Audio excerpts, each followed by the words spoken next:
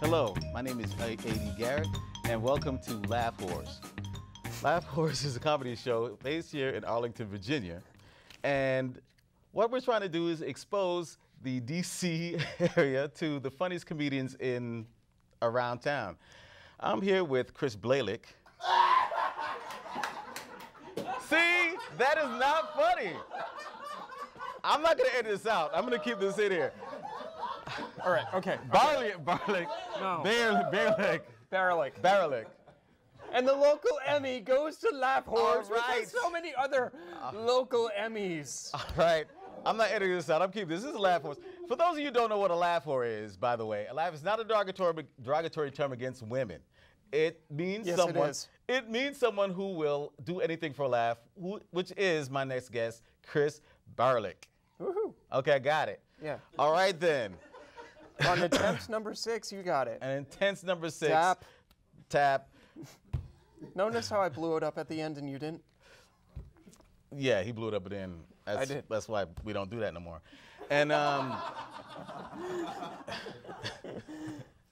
and basically, Chris is. Let me give you a little background on Chris. Chris is the founder of the Geek Tours, not 3000. No. And near it at the heart. It's written on the page. I know it says Geek Tours 3000, but you said no more 3000. What happens at the comedy part? Okay, Chris uses an eccentric mix of pop culture, everyday humor, and tech nerd trivia to make fun of things close to him.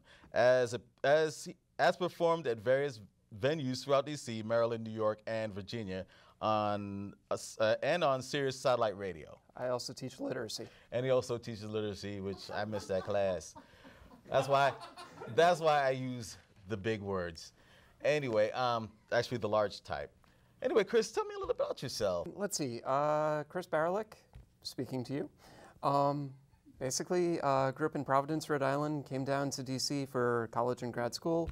Been doing comedy for about 5 years, and I founded the Geek Comedy Tour, which is basically nerdcore humor at its finest. Our slogan is comedy that knows that Han shot first. And basically, we're friggin' nerds. We go out, we play nerd events, colleges, conventions, and basically it's kind of like the nerd stuff is kind of closest to my heart. There should be a better reason for wearing a Chewbacca shirt in public. I don't know it. So it's a genetic thing, obviously. It's a genetic thing. Since you look like a nerd and you act like a nerd, it's probably genetic. Racist. I know. What can I say? A few other questions. I'm from New England, so obviously you're from Rhode Island. That's also New England. Tap again. Another tap. Yeah. See, he's the only one that blew that one up. When did you start comedy? 2005, I think. Basically, or back in high school to keep myself from getting killed. Everyone else hit puberty. I was left behind. I was about 40 pounds lighter than everyone. And I went to this all-jock school, and it's kind of like, how do I keep from getting killed? So I'd stand in the middle of the hallway and tell stories, tell jokes. Did that for a while until the vice principal called me in, and he's like, why are you telling stories in the middle of the hall? And I'm like, I don't know. So at that point, I stopped, went to college, went to grad school, was finishing grad school, kept driving by an open mic at Dr. Dreamo's over in Arlington, and I was like, okay, I want to do that. I'd been, getting on some grad school plays, and I was getting decent parts, including that of a half-naked space alien. And at that point, it was kind of like, okay, I've got this finance class. I've got no time for rehearsals. So I just started going in, building material. Okay. And how's that work for you? Decently. Yes. I would say so. You're here on Laugh Horse. You're I'm here on now. I'm on a show with the name Whores in it. And that was your lifelong, that was one of your lifelong dreams, huh? Anyway. I don't get to use the word pinnacle very often. This is not my pinnacle. Okay. Yeah. I would hope not. This is not my pinnacle yet either. Well, not that not sitting with you isn't a pinnacle, but, it's getting up there. Tell me, what was one of your funniest childhood memories? Wow. Jesus, God. Funniest childhood memories. Basically, I think the time that my dad convinced me that the microwave worked in reverse and made things colder. and I just had to find the negative button. I wish that were funnier. Well, you know, when was it that you discovered that it didn't work in reverse? How old were you by that point in time? Yeah, 13. 13, okay. That was funny. Anyway, how old were you when you first lost your virginity? Or should I hold up a watch? 19. Okay, that's good. To the second cousin of the Unabomber. Second cousin? Really? Yeah, Oh, yeah, what's her name? Heather McDonald. Heather McDonald. So if you're out there, Heather McDonald. I met her. No. Let me spell McDonald correctly.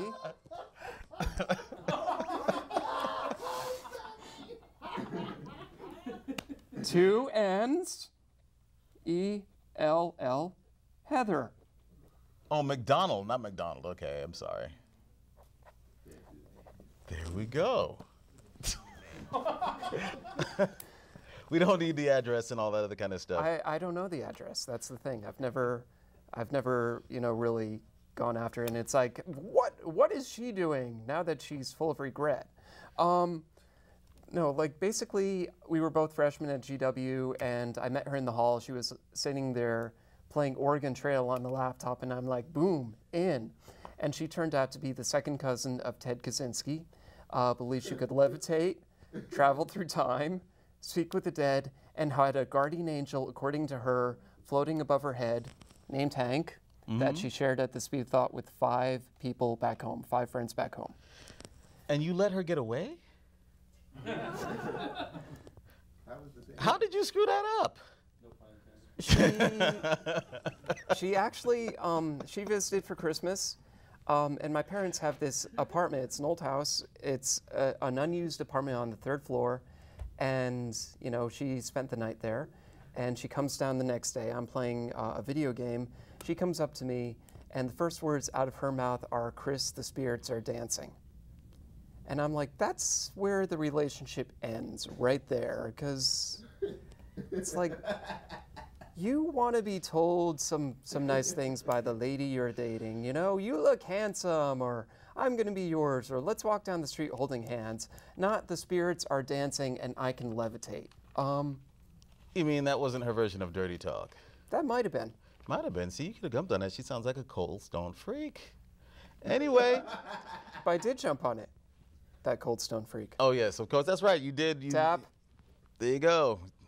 Big Bang Theory right there. Exactly. Let's just talk a little bit more about what were you like as a kid? I mean, I can look at you now and pretty much guess what you're like as a kid, but fill us in.